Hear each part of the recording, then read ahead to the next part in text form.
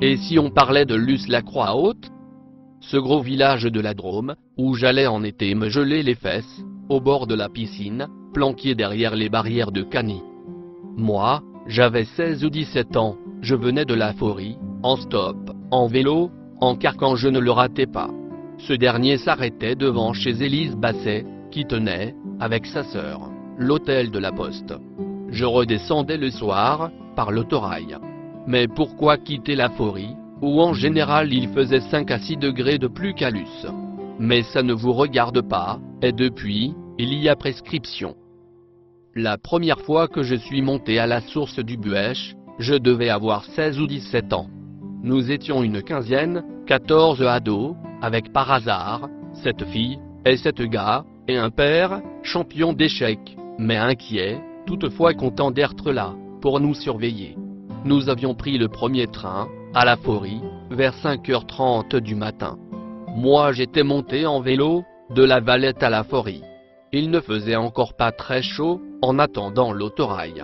Arrivé à la gare de Luce, nous avions encore à parcourir, à pied, sous la lumière du petit matin, les 15 km qui nous séparaient du pied de la falaise, de la cascade de Mougiou.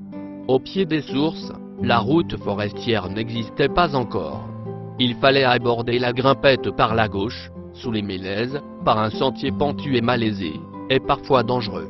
On sortait des bois, et enfin on parvenait à une superbe pelouse, qui nous amenait naturellement à l'empierrement d'où sortait une eau limpide et glacée. La priorité absolue était d'y mettre le rosé à rafraîchir, avant de songer à nous restaurer. Le soir, j'en avais plein les rotules, et je ne me suis pas couché tard.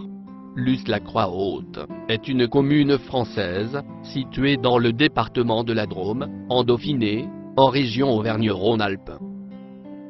Luce-la-Croix-Haute est la commune la plus vaste du département de la Drôme, s'étalant sur environ 88 km², du bassin de Luce, à 1000 mètres environ, au Rocher-Rond, à 2453 mètres d'altitude, point culminant de la Drôme. La commune borde les départements de l'Isère et des Hautes-Alpes, entre le massif du Dévoluy à l'est, le Trièves au nord et le Diois à l'ouest. Luce-la-Croix-Haute est à mi-chemin entre Clel et Aspres-sur-Buëch.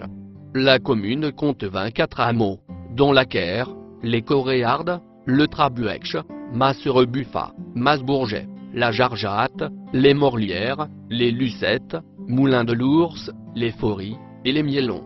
La commune est surtout connue pour le col de la Croix-Haute, à sa limite nord, point de passage de l'ancienne route nationale 75, qui relie Marseille à Grenoble, et limite climatique entre Alpes du Nord et Alpes du Sud.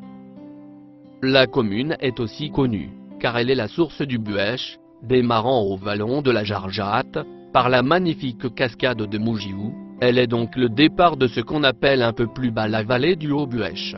La commune est dotée d'une gare ferroviaire sur la ligne Lyon-Perrache, Marseille-Saint-Charles, via Grenoble, desservie par les TER de la relation Grenoble-Gap. Site géologique remarquable.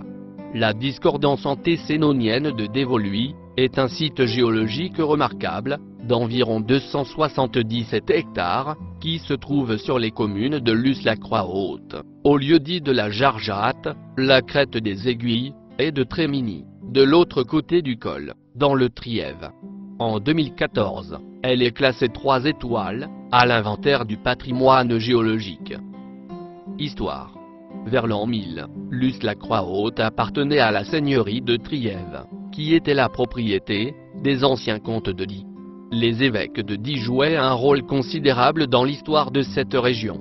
Un des vassaux principaux était la famille Aude de Bonniot, co-seigneur notamment du Vercors, famille chevaleresque, originaire de Luce-la-Croix-Haute, et de ses environs, qui s'est déplacée dans le Vivarais, à Orange, dans le Velay et, pendant les guerres de religion, aux Pays-Bas. Située au cœur de la région Rhône-Alpes, au carrefour d'influences alpines et méridionales, cette commune touristique de moyenne montagne se compose d'un village et d'une vingtaine de hameaux à l'architecture typique, où résonne la voix d'une soixantaine de fontaines. La commune compte environ 527 habitants. Son altitude varie de 1000 mètres au village, à 2453 mètres au Rocheron, point culminant du département de la Drôme. Luce se caractérise par la variété de ses paysages, constitués d'opulentes forêts, d'alpages et de sommets dénudés aux formes remarquables. Le site classé du vallon de la Jarjate est d'une saisissante beauté, avec ses majestueux sommets. Plusieurs zones riches en faune et en flore sont préservées par le programme européen Natura 2000. Luce fait aussi partie du parc régional du Vercors et de la communauté de communes du Diois.